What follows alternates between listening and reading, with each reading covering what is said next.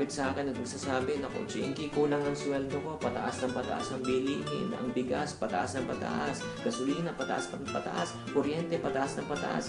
Ang di na lang tumataas yung height natin. Di ba? Yan po ang katotohanan. So, ang reality ng buhay, pahirap po ng pahirap ng buhay. Pero, again, when we go back to the issue of saving, at sinasabi ng tao, hindi talaga ako makasave. The reason why most of us cannot save is because we have a wrong mindset on savings. Allow me to share to you yung common mindset ng tao na sinasabi, yung formula nila. Ang formula po nila kasi, pag dumating po ang sweldo, income minus expense equivalent to what we call as savings.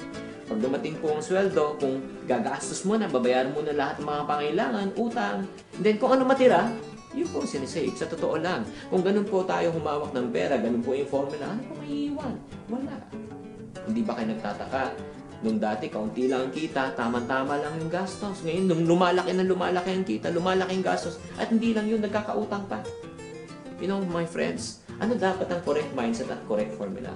The correct formula should be like this. Income minus savings equivalent to what we call as expense.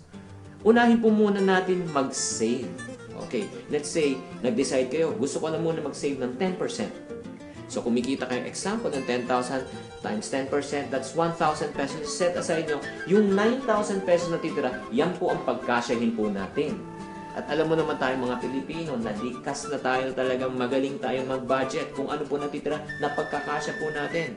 So, I just want to encourage you that you have to start from the correct formula and the correct mindset.